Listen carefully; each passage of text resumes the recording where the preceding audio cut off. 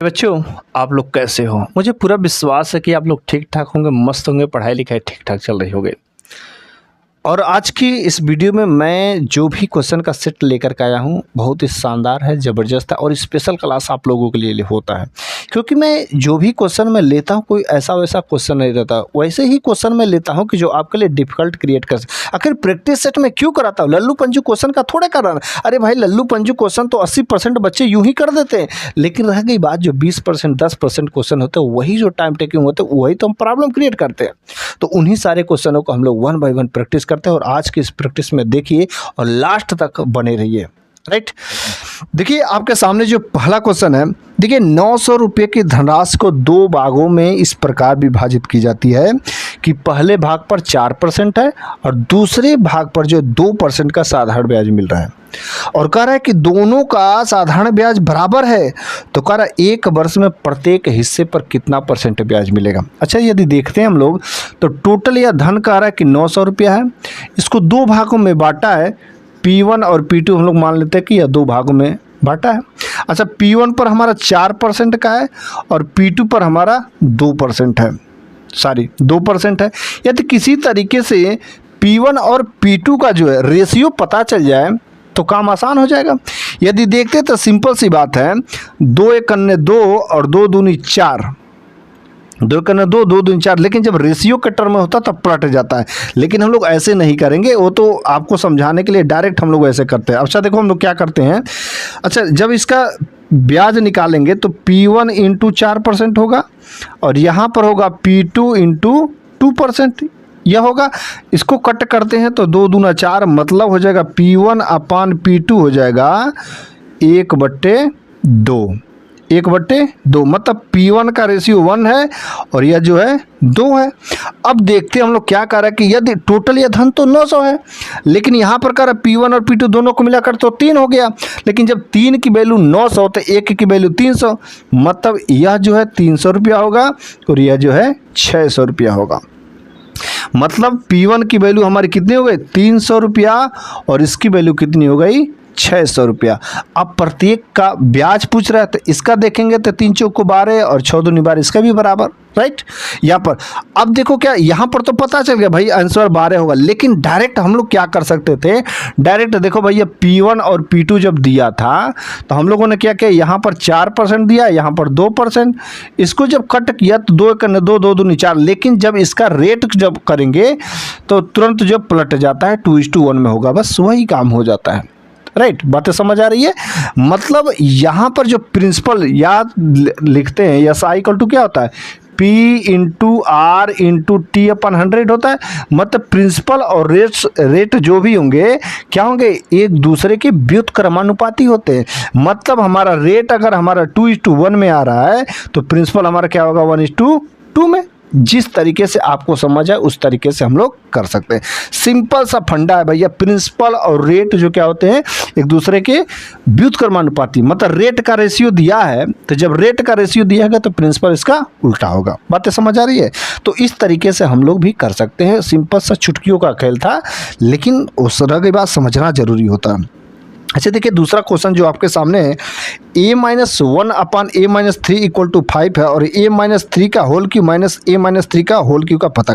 इसके लिए मैं बहुत शानदार और सबसे बेस्ट फार्मूला में देखते ही आंसर आप लगा देंगे। अरे देखो क्या है, यदि देखते हैं कि a-1 अपान a-3 की वैल्यू कितना दिया है, 5 दिया है। मतलब और टर्म में पूछ रहा है, यहाँ पर भी जो क्यू पूछ रहा है a-3 का होल क्यू के टर्म में, मतलब यहाँ पर भी a-3 लगाना है। तो दोनों तरफ हम लोग क्या करते हैं -3 कर देते हैं।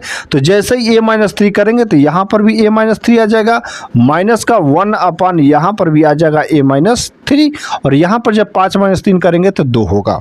अब देखो इसी का होल क्यू पूछ रहा है। मैंने क्या बोला था कि जो भी यहाँ पर टर्म रहता है उसको हम लोग करते हैं रूट में, इसको करते हैं रूट में। यदि माइनस है तो इससे 3 अधिक लेंगे और उसको लिखेंगे रूट से बाहर, 4 3 7 और फिर से इसको लगाते हैं रूट। अब यहाँ पर करेंगे 7 दूनी 14, बात सिंपल है, आ गया आंसर। बातें समझ आई? इतना आसान सिंपल सा कॉन्सेप्ट होता है। राइट। यदि आपको फार्मूला भी लगाना है तो इसका फार्मूला क्या होता है, यन क्यू प्लस 3n, यही तो होता है। यदि देखते हैं यन की वैल्यू 2 तो 2 दूनी 4 दूनी 8 और 3 दूनी 6 8 6 14। जिस तरीके से आपको आसान लगे वैसा आप तरीका अपना सकते हैं, राइट। नेक्स्ट आप लोगों के सामने जो क्वेश्चन है देखिए, दिया है यह ट्रिग्नोमेट्री का क्वेश्चन है। अच्छा देखो, दिया है 1 माइनस कॉस थीटा अपान का साइन थीटा इक्वल टू 1/5 दिया, और इसी का उल्टा पूछ दिया है 1 प्लस कास थीटा अपन साइन थीटा की वैल्यू पूछ दिया है। अच्छा देखो, हम लोग क्या करते हैं, यदि 1 माइनस कास थीटा अपन साइन थीटा है तो हम लोग इसको और क्या लिख सकते हैं, यदि हम लोग लिखना चाहें तो और इसको क्या लिख सकते हैं। अच्छा देखिए, हम लोग यहाँ पर ये 1 माइनस कास थीटा है और यहाँ पर साइन थीटा है, तो इसको कैसे हम लोग चेंज करें कि 1 प्लस कास थीटा अपान में साइन थीटा आ जाए। हाँ, कैसे आ जाए। अच्छा देखो, यहाँ पर यदि हम लोग साइन थीटा से अगर मल्टीप्लाई कर दें sine theta upon sine theta, ध्यान से देखना, यहाँ पर यदि हम लोग मल्टीप्लाई कर देते हैं तो यहाँ पर बनेगा साइन स्क्वायर थीटा, बनेगा कि नहीं बनेगा। और हम लोगों को फार्मूला क्या पता होता है, 1 माइनस कास थीटा यहाँ पर देखो ऊपर हो गया और नीचे जब बनेगा साइन स्क्वायर थीटा, तो साइन स्क्वायर थीटा का फार्मूला क्या होता है, 1 माइनस कास स्क्वायर थीटा होता है। और जब 1 माइनस कास स्क्वायर थीटा है तो इसको हम लोग क्या लिख सकते हैं, एक ब्रैकेट में 1 माइनस कास थीटा और दूसरे ब्रैकेट में लिख सकते हैं 1 प्लस कास थीटा। लेकिन यहाँ पर तो सेम है, 1/5 वही तो है। अब देखो इसकी कहानी हो गई खत्म, लेकिन यहाँ पर देखो साइन थीटा अपन 1 प्लस कास थीटा के टर्म में वैल्यू आया ना।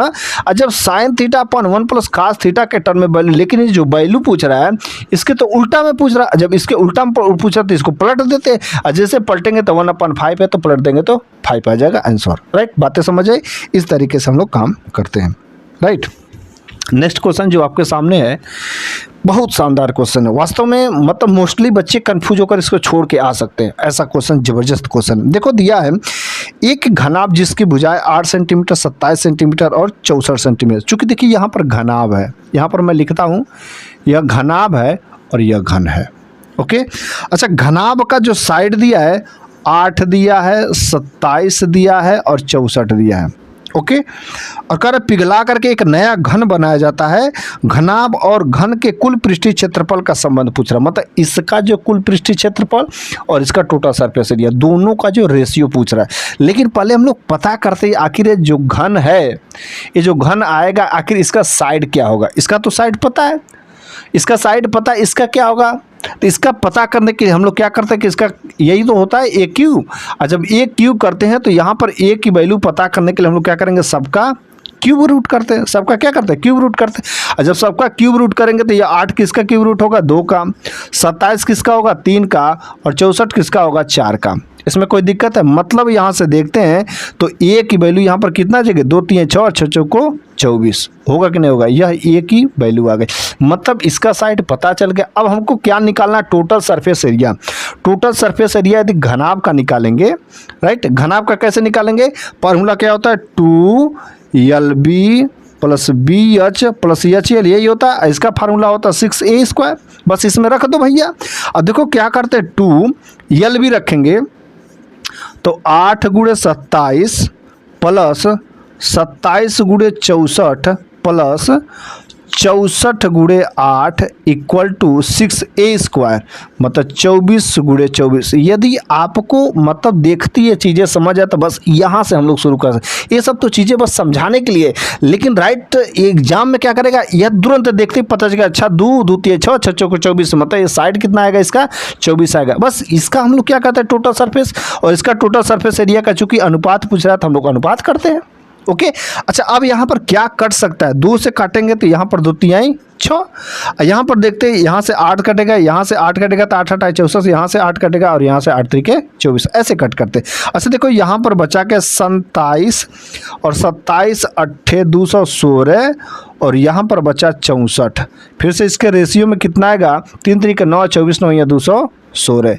इसको यदि जोड़ते हैं तो 7 6 13 4 17, 6 1 7 2 9 1 10 और 2 1 3, 307 रेशियो 216, राइट। वैसे हम लोग यही 216 आ गया तो ऑप्शन में देख करके हम लोग आगे मार सकते थे, मतलब चौथा ऑप्शन है और इसको ट्रिक करके आगे चल सकते, इसको मल्टीप्लाई करने की भी जरूरत नहीं थी क्योंकि एक ही ऑप्शन है।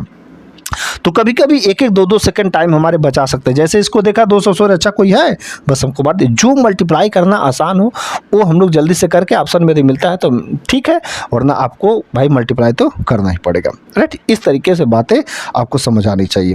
राइट, नेक्स्ट क्वेश्चन आपके सामने है। देखिए, एक निश्चित राशि पर 3 वर्ष के लिए 10% प्रति वर्ष की दर से चक्रवृद्धि ब्याज 1324 रुपया है। समान राशि पर समान दर पर और समान समय के लिए साधारण ब्याज ज्ञात कीजिए। देखिए, कह रहा है कि 10% का जो ब्याज है, 10% का ब्याज कह रहा है, और 10% के ब्याज पर जो है जो 3 साल का चक्रवृद्धि ब्याज 1324 रुपया आ रहा। अच्छा, यदि हम लोग देखते हैं तो यदि चक्रवृद्धि ब्याज जो होता है CI 10% यदि दिया है तो 3 साल का तो हमारा सिंपल इंटरेस्ट जो होगा हर साल का बराबर होता है। मतलब 3 साल का होगा तो 3 गुणे 10 मतलब 30% होगा कि नहीं होगा, सिंपल परसेंट। लेकिन जो 3 साल का चक्रवृद्धि ब्याज क्या होगा, एकदम दिमाग में खटाक से होना चाहिए, एकदम याद होना चाहिए। तो याद आज अभी और मन में बैठा लीजिए। देखिए, यह 10 अगर परसेंट दिया है 2 साल का, तो 10% का कितना होता है 2 साल का 21%। लेकिन अगर हमारा 3 साल का दे दिया 10%, तो हमारा एकदम याद होना चाहिए 33.1%। लेकिन यदि हमारा 4 साल का दे दिया, 4 साल का, तब भैया क्या करेंगे, तो 46.41% होता है। या 2 साल, 3 साल, 4 साल का वैल्यू बिल्कुल याद होना चाहिए। चूंकि कह रहा है कि वह 3 साल का ब्याज दिया है। 3 साल का ब्याज कितना दिया है, 1324 रुपया। ध्यान से देखते हैं, 3 साल का ब्याज कितना दिया, 1324 रुपया। चूंकि 3 साल का ब्याज यहाँ पर 10% के हिसाब से कितना आया, 33.1%। और साधारण ब्याज पूछ रहा है, मतलब 30% के वैल्यू पूछ रहा है। बस इतना ही हमको करने का कैलकुलेशन जरूरत ही है, और कुछ है ही नहीं है। राइट, अच्छा, यहाँ से पॉइंट हटाने के लिए हम लोग क्या करते हैं, यहाँ पर बढ़ाते हैं 0 और देखते हैं किससे कटता है। 4 3 12, 4 1 4, 4 3 12, 4 बार में कटेगा, 4 3 1200। बहुत सिंपल सी बात है, बस इतना ही हम लोगों को काम करना था। ये तो बस समझाने के लिए है, वरना बाकी आपको पता है 33.1 है, बस तुरंत इसका वैल्यू निकाले, 300 का मतलब 30% का वैल्यू है, काम खत्म है। राइट, बातें समझ आ रही कि नहीं समझ आ रही है। मतलब यदि सिंपल सा देखेंगे तो 3 साल का बस इतना दिया है और 30% का बस हमको निकालना है। राइट, इस तरीके से बस इतना ही करने का जरूरत है। ये तो बस आपको याद होना चाहिए, ये सब तुरंत माइंड में घूमना चाहिए, वरना आप जो है घूमते रह जाएंगे एग्जाम में भी। ओके, नेक्स्ट क्वेश्चन आपके सामने है। कोई धनराशि पहले, दूसरे और तीसरे वर्ष के लिए क्रमशः 6%, 12%, 18% चक्रवृद्धि ब्याज की दर से 3 वर्ष के लिए निवेशित की जाती है। यदि 3 वर्ष में प्राप्त मिश्र धन 20,000 रुपये है तो मूलधन ज्ञात कीजिए। यह देखो, परसेंटेज भी दिया है ना यार, बहुत मतलब बेढंग का दिया है। 6%, 12%, 13%, ये एकदम बिल्कुल बेढंग का मतलब परसेंटेज दिया, कोई मतलब रेगुलर पैटर्न है ही नहीं। इसका पक्का कैलकुलेशन कुछ लफड़ा करेगा। अब देखो क्या कर रहा है कि इसका मिश्रधन जो है, मतलब अमाउंट 3 साल चक्रवृद्धि ब्याज लगाने पर जो 20,000 रुपया है। अच्छा, अमाउंट तो खड़ा दे दिया, एब्सोल्यूट वैल्यू दे दिया, प्रिंसिपल तो कुछ लफड़ा ही करेगा। अब देखो क्या करें, मान के चलते जो भी प्रिंसिपल है, प्रिंसिपल पर 6% जब ब्याज लगेगा तो हमारा 53 होगा, मतलब 6% को 53/50 लिख सकते हैं। 12 को हम लोग क्या लिख सकते हैं, 25 3 28, 28/25 लिख सकते हैं। देखो 6% को हम लोग क्या लिख सकते हैं, 3/50 लिखेंगे। 12 को हम लोग क्या लिखेंगे, 3/25 लिखते हैं। 13 को तो भैया 13 वही लिखेंगे, 13 ही है ना, नहीं 18 है, यहाँ पर 18% है, तो 18 को हम लोग क्या लिख सकते हैं, 9/50 लिख सकते हैं। लेकिन ये सब चक्रवृद्धि भी आ जाए तो हम लोग क्या करते हैं, सब जोड़ के करते हैं। तो 50 3 53, 25 3 28/25, और यहाँ पर क्या हो जाएगा, 50 9 59/50, और फाइनली हमारा मूलधन मतलब मिश्रधन कितना हो जा रहा है, 20,000 रुपया। अब देखो यार, यहाँ पर बहुत लफड़ा है। अब बताओ 53 कटेगा नहीं, 28 हाँ कट सकता है, 4 से कटेगा, लेकिन एक काट के तुम क्या कर लोगे, एक अगर कट ही जाएगा, 4 5 20 5,000, तो भी यार 53 59 इतना लंबा मल्टीप्लाई क्या हो सकता है, क्या कुछ तरीका हो सकता है कि नहीं हो सकता, कुछ तो तिगड़मबाजी लगानी पड़ेगी, इसमें क्या हो सकता है। अच्छा देखो, हम लोग क्या इसको लिख सकते हैं, ध्यान से देखते हैं, तो इसको हम लोग लिख सकते हैं 20,000, और टोटल ये टर्म में जब उधर जाएगा तो 25 25 125 और 625, मतलब 625, और यहाँ पर यह जो 2 0 है तो 2 0 आ जाएगा। अपान में यदि हम लोग करते हैं तो 53 गुणे 28 गुणे 59। अब थोड़ा सा भाई दिमाग लगाओ, क्या क्या हम लोग कर सकते हैं, ध्यान से देखते हैं। अच्छा देखो, यह 53 है, यह 28 है, इसको हम लोग एप्रॉक्स वैल्यू हम लोग 50 मान लेते हैं, इसको हम लोग 30 मान लेते हैं, और इसको हम लोग 60 मान लेते हैं। मतलब जो भी अभी हम लोग ज़्यादा माने हैं ना, ये थोड़ा सा कम किए हैं और तो ये 3 कम किए हैं तो यह 2 ज़्यादा किए हैं और यह जो 1 ज़्यादा किए हैं। मतलब जो भी हम लोगों ने माना इसका फाइनली जो प्रोडक्ट आएगा इसके प्रोडक्ट से मतलब कम ही आएगा। मतलब जो भी हमारा यदि आंसर आता है तो क्या होगा, उससे ज़्यादा ही वैल्यू आएगी, राइट। अब देखो हम लोग क्या कर सकते हैं, 15 दिए 5 15 15 छक्के 90 90 90,000 इसका आंसर आएगा। 0 0 0 4 0 कट करते 1 2 3 4 4 0 कट किए। अब देखो हम लोग करते हैं तो 6 दूनी 1250 1250 और यह 2 0 जिंदाबाद। 9 से हम लोग देते हैं भाग, जैसे 9 से भाग देंगे तो 9 1 9 और 3 5 9 चौको 36, लगभग जो है 14,000 के आसपास में जो होगा वही हमारा आंसर सही होगा। अब देखते हैं कि 14,000 ऑप्शन नंबर दूसरा है 14,276 रुपये बस, क्योंकि 10,000 12,000 13,500 इतना तो कम हो ही नहीं सकता। तो 14,000 के आसपास में बस आ रहा है, बस उसी को हम लोग मार करके आगे निकल चलते हैं। अब तुम पॉइंट में दिया है, तुम डीएस लगाओ चाहे कुछ लगाओ भैया नहीं आएगा। यहाँ पर अभाज्य संख्याओं का इतना बड़ा लफड़ा कौन पालेगा यार। 59 भी हमारा अभाज्य संख्या, तो अप्रॉक्स वैल्यू लेकर के बस मार के आगे चलो ना, क्यों लफड़ा पालना है। ठीक है, तो यहाँ पर थोड़ा सा हम लोग क्या बोलते हैं, अप्रॉक्स वैल्यू से हम लोगों को चलना ही पड़ेगा, राइट। ओके, नेक्स्ट क्वेश्चन आपके सामने है। शोभा ने एक आवासीय क्षेत्र में 6 लाख रुपए में एक छोटा सा प्लाट खरीदा है और इसे 20% के लाभ पर लक्षिता को बेच दिया और बदले में लक्षिता ने 10% हाट पर दिनेश को बेच दिया। दिनेश ने प्लाट के लिए कितना भुगतान किया। देखो क्या कह रहा है कि ये मेरे को समझ नहीं आ रहा कि हाँ 20% के लाभ पर फिर से 10% ए ने बी को दिया, दिनेश ने रमेश को दिया। अरे भाई किसको क्या दिया उससे हमसे नहीं मतलब है, ठीक है। फाइनली देखो क्या कर रहा है कि पहले तो भैया या 20% लाभ पर बेचा, पहले क्या बेचा 20% लाभ पर बेचा, उसके बाद से 10% हानि पर बेचा। इसका हम लोग टोटल निकाल लेते हैं, देखते भैया क्या है, फार्मूला लगाते हैं। 20 - 10 हमारा क्या होगा, कितना परसेंट का परिवर्तन होगा, 20 - 10 10 और माइनस 20 दहा में 200, मतलब 200 बटे जब 100 करेंगे तो 2 आएगा, मतलब 10 में ओवरऑल जो है 8% हमारा प्लस करके ही जो भी आएगा। अब देखो 6 लाख है, 6 लाख का 8% निकालेंगे तो कितना होगा भाई, 48,000 होगा कि नहीं होगा, राइट। 48,000, बस 6 लाख में 48,000 जोड़ देंगे, जो हमारा आंसर आएगा बस मार के आगे निकल चलो। वरना तुम लगाते रहो 6 लाख गुणे 20% लाभ पर तो 6/5, फिर से ऐसे करो तब तुम भाई काम होगा, है? तो इस तरीके से काम होगा तो भैया गड़बड़। या आप जो कुछ और तरीके लगा सकते हैं, जैसे हमारा 6 लाख दिया है और यह हमारा 20% के लाभ पर दिया है तो 6/5 होगा और 10% के हानि पर तो यहाँ पर 9/10, मतलब जो भी हमारा मतलब यहाँ पर संख्या आएगी वो 9 का मल्टीपल होगा। तो बस 9 का मल्टीपल चेक कर लो, आगे बढ़ चलो। बातें समझ आ रही है। तो आप अगर 10% की हानि भैया बोल दिया, 10% का डिस्काउंट बोल दिया तो समझ लो 10 का सामान 9 में भी का मतलब 9 का मल्टीपल चेक करके आगे बढ़ चलना है। तो आपको लेकिन 9 का मल्टीपल हमारा कई सारे मैच कर सकते हैं, तो ये तरीका, ये भी आपको बेसिक वाला भी पता होना चाहिए। ये भी कोई बेसिक नहीं, बस आपको माइंड में परसेंटेज निकालने का तरीका होना चाहिए, वरना आप 9 का मल्टीपल अगर 1 मिलता है तो बस मार के आगे चलो, ठीक है। इसमें तो बस 9 का मल्टीपल 1 ही है, 6 4 10 8 18, बस वही मार के आगे हम लोग निकल चलते हैं, राइट। नेक्स्ट क्वेश्चन आपके सामने है। 20%, 25% तथा 10% के समतुल पर एकल छूट। देखो भाई एक चीज़ यहाँ पर आज इस क्वेश्चन में मैं आपको पोल खोलने वाला हूँ।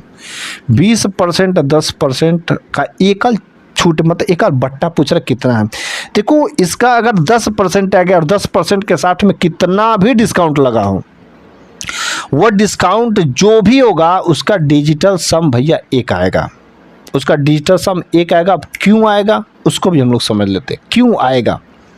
ओके अच्छा देखो हम लोग यदि इसका डिजिटल सम देख लेते तो पहला 4 है, दूसरा 4 4 8 है, तीसरा 5 4 9 है, चौथा 4 6 10 मतलब 1 है, राइट। चौथा वाला ऑप्शन सही है। लेकिन हम लोग इसको यदि सॉल्व करके पहले हम चेक कर लेते हैं। देखो भैया ये 20% है, चूँकि डिस्काउंट कर रहा है तो -1/5 होगा। 15% मतलब -3/20 होगा और यहाँ पर 10% है तो माइनस का 1/10 होगा। मतलब यदि 100 का माल है तो यह 1/5 का डिस्काउंट हुआ तो यह 4/5 में बिकेगा और यह 3/20 है तो मतलब यह माल जो है 17/20 और यहाँ पर जो है 9/10, राइट। यहाँ पर जो कट किट करते हैं तो 0 से 0 और 0 से 0 5 दूनी 10, 25% है, सॉरी यहाँ पर जो 25% डिस्काउंट है, तो जब 25% डिस्काउंट होगा तो क्या हो जाएगा, माइनस का 1/4, मतलब यहाँ की वैल्यू जो होगी 3/4 होगी, राइट। तो यहाँ से 1 0 से 1 0 बढ़ेगा और 5 को 20, तो यहाँ आएगा 2 0, 20 0 से 0 और 2 दूनी 4, इसकी भी कहानी ख़त्म हो गई। तो 9 3 27 दूनी 54% में माल बिकेगा। देखो क्या कर रहा है कि यदि ये 3 सक्सेसिव जो डिस्काउंट मिलते हैं, राइट, तो यह जो डिस्काउंट मिलने के बाद, मतलब डिस्काउंट मिला, मतलब 100 का माल था 54 रुपये में, सब डिस्काउंट होने के बाद मिला है, मतलब हमको डिस्काउंट कितना हुआ, 46 रुपये का डिस्काउंट हुआ है, 46 रुपये का डिस्काउंट हुआ है, राइट। 46 रुपये का, वही पूछ रहा है कि आखिर एकल बट्टा कितने के बराबर है। तो 100 का माल जो इतने सारे डिस्काउंट होने के बाद हमको 54 में मिला, मतलब 46 रुपये का छूट हुआ है। यदि इसका डिजिटल सम देखते हैं तो यह इसका डिजिटल सम 9 होगा, और इसका यदि देखते हैं तो 6 4 10, 1 0, मतलब इसका डिजिटल सम 1 होगा। मतलब जो भी हमारा डिस्काउंट मिलता है 100 में से उसको घटाते हैं, मतलब 100 में से जो भी घटाते तो 5 4 9, मतलब 54% घटाएंगे। मतलब इसका यदि डिजिटल सम देखते हैं तो यह तो 0 ही मानते हैं, क्योंकि 5 4 9 मतलब 0, और इसका डिजिटल सम 1 1 माइनस 0, मतलब हमेशा डिजिटल सम 1 ही आएगा। मतलब एकल बट्टा हमेशा अगर 10% दे दिया तो एकल छूट किसके बराबर होगा, अगर 10% आ गया तो बस डिजिटल सम देख लेना किसका एक आ रहा, बात खत्म है। अरे लेकिन अगर वहीं कर दिया कि एकल छूट देने के बाद 10% दिया, एकल छूट देने के बाद कितने परसेंट पर वो माल बिका, तो भैया उसका डिजिटल सम हमको 9 देखना है। बातें समझ आ रही, मतलब इतना डिस्काउंट देने के बाद जितना माल बिका, मतलब वह उसका डिजिटल सम कितना देखना है, 9 मतलब 0। बातें समझ आ रही है। तो इस तरीके से हम लोग काम कर देंगे। जो मेथड आपको अच्छा लगे, या आप ऐसे लगाते रहो, इसका दोनों निकालेगा, या फार्मूला लगा, जो हो आपको यार आसान लगे उस तरीके से कर सकते हैं। लेकिन यह सबसे शानदार ट्रिक वही है, जैसे देखा 10% है डिस्काउंट है, डिजिटल सम 1 देखो, काम खत्म। लेकिन अगर 2 का डिजिटल सम दे दिया तब तो भाई सॉल्व करना पड़ेगा, तो हम लोगों को वहाँ पर मेथड लगाना पड़ेगा, राइट। लेकिन मोस्टली मैंने देखा ऐसे प्रॉब्लम में कि हाँ डिजिटल सम 1 आ जाता है और बस उसको मार करके आगे बढ़ चलो, राइट। नेक्स्ट क्वेश्चन आपके सामने है, एक वृत्त का केंद्र के एक ही ओर स्थित 2 समांतर जीवा 12 सेंटीमीटर 20 सेंटीमीटर लंबी है तथा वृत्त की त्रिज्या 5√13 है, तो जीवाओं के बीच की दूरी पूछ रहा है, राइट। एक वृत्त है और वृत्त के केंद्र के एक ही तरफ जो है यह केंद्र है, 2 जीवा है, 2 जीवा है, इसकी लंबाई जो है 20 सेंटीमीटर दिया है और इसकी लंबाई जो है 12 सेंटीमीटर दिया है। यहाँ से इस पर डालते हैं लंब, जब लंब डालेंगे तो इसको आधा आधा करेगा, यह होगा 6 और यह होगा 10, और यह जो है कितना दिया, 5√13, राइट। अब देखो यह 10 है, तो इसका हम लोगों को पता करने के लिए इस वाले का, ये चूंकि डायगोनल है, सारी कर्ण हाइपोटेनस है, तो हाइपोटेनस इसका स्क्वायर माइनस इसका स्क्वायर, तो इसका स्क्वायर करेंगे तो 5 5 25 गुणे 13 माइनस का 100, राइट। 13 5 65, 13 26 6 32 माइनस का 100, जैसे देखेंगे तो यह 225 आएगा, और 225 किसका रूट है भैया, 15 का। मतलब यह जो आ गई वैल्यू, यह 15 आ गई। कितना आ गई, 15 आ गए। अब देखो जब 15 आ गए तो अब यहाँ से यहाँ तक हम लोग चेक कर लेते हैं, मतलब यह भी हमारा हाइपोटेनस सेम ही है, मतलब इसका हाइपोटेनस और इसको हाइपोटेनस, इसको घटा देंगे, मतलब फाइनल जो 5√13 का स्क्वायर करेंगे तो हमारा 325 आएगा, और इसका देखेंगे तो 6 को 36, जब इसको घटाते हैं तो 289 आता है, जो कि 17 इसका स्क्वायर है। मतलब यहाँ से यहाँ तक की जो आएगा वह 17 है। अब देखो टोटल जो 17 है और यहाँ 15 पूछ रहा था, इसके बीच का दूरी कितना आएगा भाई, 2 ही तो आएगा, बस काम खत्म है। तो इस तरीके से हम लोग बस माइंड में गेम खेलने का, और घटाने का तरीका तुरंत फास्ट होना चाहिए। हाँ 325, अब इसको मल्टीप्लाई करो तो 25 दाम में ऐसे ही जोड़ सकते हैं, 25 में 13 का गुणा करना है ना, तो 10 में पहले 25 दाम में 250, और 25 दिया 75, 250 में जब हम लोग 75 जोड़ेंगे तो 325, ऐसे भी कर सकते हैं। अब 325 में 100 घटाना तो 225, और 225 में हम लोग क्या करेंगे, इसका है 15 का। यहाँ पर भी वैसे काम है बस, तो आपको जो मेथड आसान लगे वैसा आप कर सकते हैं। फिगर में आप गेम खेल सकते हैं, लेकिन हाँ क्वेश्चन अगर दे दिया ज्योमेट्री का तो फिगर भाई समझ आना चाहिए कि हाँ क्या करें। दे दिया जब हमारा जो सेंटर है उसके एक ही साइड है तो बस एक ही साइड बनाते हैं ना, राइट। नेक्स्ट क्वेश्चन आपके सामने है, एक टेबल फैन को 2827 रुपया 6 पैसे में बेचने पर प्राप्त लाभ उसे 2230 रुपये में बेचने पर होने वाली हानि से 14% अधिक है। तो कह रहा है कि 14% का लाभ प्राप्त करने के लिए विक्रय मूल्य क्या होगा, मतलब 14% का लाभ पर जो माल बेचा है, ठीक है, जो वह टेबल फैन बेचा है वो कितने में बेचा है वो पूछ रहा है। देखो क्या कर रहा है कि सबसे पहले वो 2230 रुपये में बेचा है, राइट, तो इसको हानि हुआ है, लेकिन यह जो है 2827 रुपया 6 पैसा में बेचा तो इसको लाभ हुआ है। और कह रहा है कि मतलब जो भी बीच में हो तभी तो इससे कुछ हानि हुआ है और इससे कुछ लाभ हुआ है, लेकिन कह रहा है कि जो हानि हुआ है उससे 14% अधिक हुआ है। तो यदि हानि हमारा 100% हुआ है तभी तो भैया 114% का मतलब लाभ हुआ है। हानि 100 रुपया हुआ है तो इसका 14 रुपया अधिक हानि हुआ है। लेकिन अब हम लोग इसका डिफरेंस देखते हैं। इसका डिफरेंस जब देखते हैं तो 8 2 6 मतलब 557 रुपया 6 पैसा आएगा, ठीक है। अब घटा के देख लो, अब देखो 557 रुपया 6 पैसा जो है टोटल गैप, लेकिन अब इन लोगों का टोटल गैप कितना है 214। तो हम लोग क्या करते हैं 557.06 और 214 गुणे पूछ कितना रहा है, इसका विक्रय मूल्य पूछ रहा है 114। अब देखो जो भी हम लोग काम करेंगे ना, देखो मतलब जो भी आएगा आंसर, तो हम लोगों को यार क्या करना है कि यदि देखते हैं तो 4 है और यहाँ पर 6, इसको कैसे सॉल्व करेंगे, बड़ा लंबा हो गया, बड़ा लंबा हो जा रहा है ना। हम लोग क्या किस तरीके से हम लोग क्या मल्टीपल चेक कर सकते हैं, क्या आपके पास कोई आइडिया है? मैं जो आइडिया बताता हूँ ना ध्यान से देखना, बहुत शानदार ट्रिक है। इतना लंबा डिवाइड ऊपर नीचे करो, कट्टम कीट करो, और भैया छोड़ो ना, ध्यान से देखते हैं। अच्छा देखो 4 है, जो भी आंसर को यदि देखते हैं तो बस हमारा एब्सोल्यूट वैल्यू में ही लगभग कटेगा, लेकिन देख लेते हैं। अच्छा देखो ये 4 है और लास्ट में 6 है, मतलब पक्का कटेगा। यदि 4 है और लास्ट में मतलब 6 है तो 4 के पहाड़े यदि टेबल पढ़ते हैं तो किसमें मतलब एक 4 से कट सकता है लास्ट में और एक जो है 9 से कट सकता है। अब देखो जो भी होगा तो 9 से भी मल्टीप्लाई करेंगे तो 9 चौको 36 यूनिट डिजिट 6 आएगा, और 4 से मल्टीप्लाई करेंगे तो 4 चौको 16, मतलब जो भी हमारे यूनिट डिजिट आएगा 6 ही आएगा। फिर से देखते हैं, 4 है यहाँ पर 6 है, 4 के पहाड़ा पढ़ते हैं तो एक 4 चौक को 16, या तो 4 बार में कटेगा जो भी लास्ट आएगा, या तो 9 बार में कटेगा लास्ट में। लेकिन अगर 4 बार में भी कटता है तो 4 चौक को 16, और 9 बार में भी कटता है तो 9 चौक को 36, मतलब यूनिट डिजिट हमारा 6 ही आ रहा है। और जिसके लास्ट में देख लो भैया यूनिट डिजिट 6, ठोंक करके आगे चलो। इतना लंबा भैया डिवाइड करोगे एक कटेगा भी नहीं, कटेगा तो फिर से हमारा 8 नंबर पे आके खड़ा हो जाएगा, फिर वहाँ पर प्रॉब्लम। जैसे ही हमारा वो अभाज्य संख्या प्राइम नंबर में दे दिया तो भैया हम लोगों को डिवाइड करने में हालत ख़राब हो जाती ना, वही टाइम। और कौन उतना लंबा लेकिन कुछ हम लोग ट्रिक तो भाई करना पड़ेगा, कुछ हम लोग बेसिक सॉल्यूशन करना। ओके, नेक्स्ट क्वेश्चन आपके सामने है। x1, x2 और x3 किसी कार्य को क्रमशः 90, 45 और 17.5 दिनों में पूरा कर सकते हैं। तीनों ने मिलकर के कार्य शुरू किया, लेकिन x2 ने पूरा होने से पहले 13.5 दिन पहले ही कार्य छोड़ दिया। कार्य कितने? देखो जब कोई बंदा पहले ही काम छोड़ देता है, मतलब काम शुरू हुआ 2 दिन किया 3 दिन किया तो काम छोड़ देता है, तो जो भी जितना काम किया उसको हम लोग घटा करके बाकी से काम कर देते हैं। लेकिन जब लास्ट में वो काम छोड़ता है तो उसको बुला करके काम करवाते हैं। ला भैया जितना दिन काम करके छोड़ा है तो बाद में आके बुला के उसको काम करवाते हैं, राइट। नेक्स्ट अब हम लोग इसको देखते हैं क्या क्वेश्चन को कैसे सॉल्व करेंगे। x1 है, x2 है और यहाँ पर x3 है। ओके, यहाँ पर जो 90 दिनों में काम करता है या 45 दिनों में काम करता है, और यह जो 67.5 ही है। अब देखो जब 67.5 तो इसको हम लोग क्या लिख सकते हैं, 65 दूनी 130 और 135/2 लिख सकते हैं ना। तो हमने क्या किया, इसको 135/2 लिख दिया।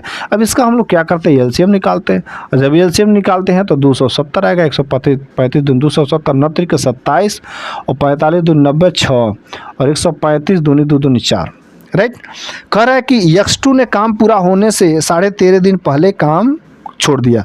x2 जो है 6 काम कर रहा है और 6 काम कर रहा है, 13.5 दिन छोड़ दिया है। 13.5 दिन पहले तो 13.5 दिन और उसको बुला करके काम कराओ। 13.5 दिन मतलब 27/2, 2 3 6 और 27 3 81, इसमें हम लोग जोड़ देते हैं 81, तो 270 मतलब 351। अब तीनों मिल करके काम करेंगे, 6 3 9 4 13, 13 दूनी 26 और 26 और 5 4 9 13 7 91 दिन, राइट। मतलब 27 दिन में ये काम समाप्त करेंगे सब। राइट। बातें इस तरीके, शुरू में अगर काम किया तो उसको हम लोग क्या करते हैं, घटा देते हैं, लेकिन अगर लास्ट में काम छोड़ा तो उसको बुला करके काम कराते हैं और फिर से उसको ऐड करते हैं, राइट। तो ये चीज़ें हम लोगों को बिल्कुल क्लियर होना चाहिए। आपके सामने जो अगला क्वेश्चन है, देखो कह रहा है कि थोड़ा सा ट्रिकी है और बात को घुमाया समझने की जरूरत है। यदि प्रथम 110 प्राकृतिक संख्याओं का लघुत्तम समापर्त n है, ठीक है, 110 प्राकृतिक संख्या है और इसका हमारा एलसीएम कितना दिया है, n है। करें कि तो प्रथम 115 प्राकृतिक संख्याओं का लघुत्तम समापर्त ज्ञात कीजिए। देखो जो भी लघुत्तम समापर्त होता है ना, मतलब ये यदि अभाज्य संख्या प्राइम नंबर होता है तो बस उनका मल्टीपल होता है, वरना अगर प्राइम नंबर नहीं होता मल्टीपल है तो बस उसी में विलीन हो जाता है कि नहीं होता है।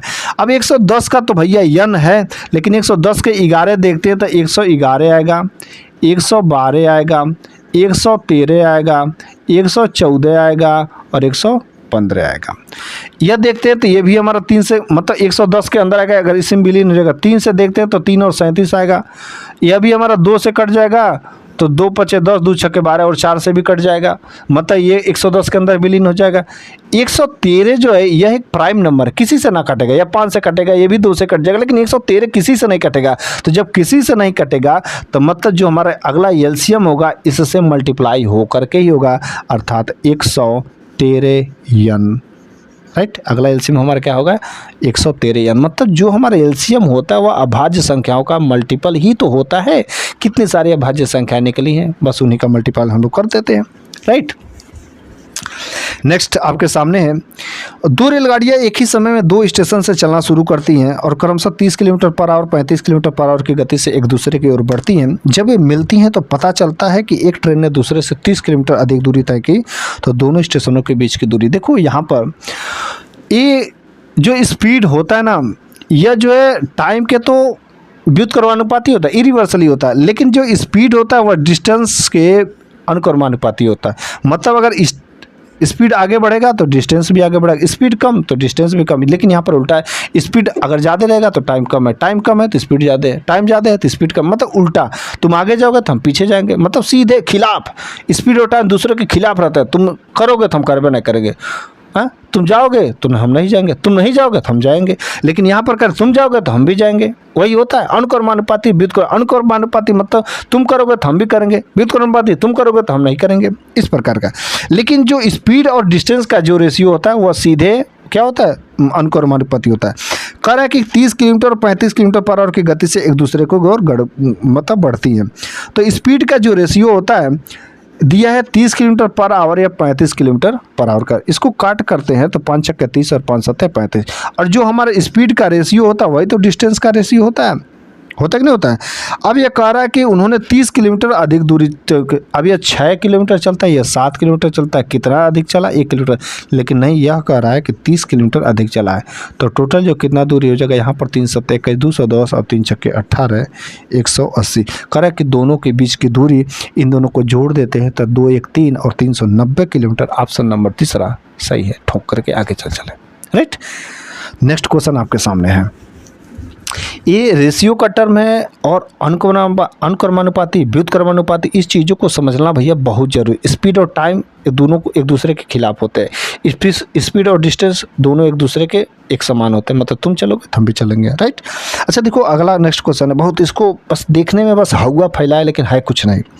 कमला का विवाह 6 वर्ष पहले हुआ है, कमला का विवाह 6 वर्ष पहले हुआ है और उसकी वर्तमान आयु उसके विवाह के समय की आय की 1/4 गुनी है। तो उसके पुत्र क्या है, उसकी वर्तमान आय की 10% है, उसके पुत्र की आय कितनी होगी। देखो उसकी पुत्र क्या है, उसकी वर्तमान आय का 10%, अगर उसका वर्तमान आय निकल जाता तो 10% निकल जाएगा। अच्छा देखो 1/4 जो है, इसको हम लोग यदि सही से लिखेंगे तो 4 करने 4 और 5/4 लिखेंगे। अच्छा देखो कह रहा है कि कमला का विवाह 6 वर्ष पहले हुआ है और उसकी वर्तमान आय उसके विवाह के समय की आय की अनुपात है। मतलब यह विवाह के समय का मान के चलते, क्योंकि अनुपात दिया है, यह विवाह के समय का है, सॉरी यह वर्तमान है और यह विवाह का समय का है। कह रहा है कि भैया विवाह तो 6 वर्ष पहले हुआ था, मतलब यदि इन दोनों का डिफरेंस देखते हैं तो एक है, लेकिन कह रहा है कि इन दोनों का मतलब विवाह, ये कह रहा है कि भैया विवाह तो हमारा वर्तमान से 1 साल पहले हुआ, लेकिन कह रहा ना भैया हमारा विवाह तो 6 साल पहले हुआ है। तो जब 6 साल पहले हुआ तो इसमें 6 का गुणा किए तो इसमें भी 6 का गुणा करेंगे तो 6 पचे 30 और 6 चौको 24। अब देखो वर्तमान आयु हमारा 30 पता चल गया, और इसका जो लड़का है उसका पुत्र 10% है, तो 30 का 10% ना निकाल पाओगे का? 30 का 10% सिंपल सा होता भैया 3 साल, बस काम खत्म है। 3 साल जो होगा ऑप्शन नंबर पहला, बस मार के आगे चलो, इतना सिंपल। बस यही तो गेम खेलना है। क्या है, किस चीज़ को दिया है, मतलब 5/4 का दे दिया, वर्तमान और विवाह का अनुपात है। इन दोनों का डिफरेंस अगर देखते हैं 1 है, लेकिन वो कह रहा नहीं 6 है, बस 6 पचे 30, 6 चौक 24, 30 का 10% 3 ही है। Okay right. नेक्स्ट क्वेश्चन आपके सामने है, 7 मीटर ऊंचे एक पेड़ के शीर्ष से एक मीनार का उन्नयन कोण 30 डिग्री है। देखो यहाँ पर एक पेड़ है, ठीक है, ऐसे पेड़ है, और इस पेड़ के शीर्ष से जो है एक मीनार है, और उस मीनार का जो है उन्नयन कोण जो है 30 डिग्री दिया है। यह कितना दिया है? 30 डिग्री दिया है, और यह 7 मीटर है, तो यह भी 7 होगा, चूँकि टोटल जो है 47 मीटर दिया है। टोटल कितना दिया है? 47 मीटर। जब टोटल 47 दिया तो यह 40 होगा कि नहीं होगा? और जब 30 है तो 30 के सामने की भुजा 1 होती है, और इसका इधर वाला √3 होता है, तो यह 1 की वैल्यू 40 है, तो इसका वैल्यू 40 √3 हो जाएगी। बस का तो काम खत्म, 40 √3 जो दिया होगा वो आंसर, बस काम खत्म। राइट। तो इस तरीके से आज का जो क्वेश्चन 15 क्वेश्चन का जो सेट था वास्तव में बहुत ज़बरदस्त और बहुत ही स्पेशल आप लोगों को था। मुझे पूरा विश्वास है कि आपको समझ में आया होगा, और फिर से एक क्वेश्चन आपको लाजवाब और एग्जाम की दृष्टि से बहुत ही उपयोगी भी लगे होंगे। तो बस आज के लिए बस इतना ही रहेगा। अगली वीडियो में मैं कुछ फिर से ऐसे ज़बरदस्त क्वेश्चनों का मैं प्रैक्टिस सेट लेकर आऊँगा, ताकि आपको बिल्कुल जो मैथ का प्रॉब्लम है बिल्कुल मतलब एग्जाम हॉल में जाओ तो यार देखते तुरंत क्लिक हो जाना चाहिए, सोचना ना पड़े, इतना मैं प्रैक्टिस करा दूँ। बस आप मेरे साथ जुड़े रहिए और अधिक से अधिक लोगों को भाई शेयर करिए, ताकि हमारा भी कुछ टीम हो, और जितनी बड़ी टीम होगी यार काम करने में मज़ा आता। मैं आप लोगों के पढ़ाई में किसी प्रकार का कोई बेदखल और कोई भी कमी नहीं करना चाहते। बस आप लोग हमारा साथ दीजिए, मैं आपके साथ में हमेशा रहूँ।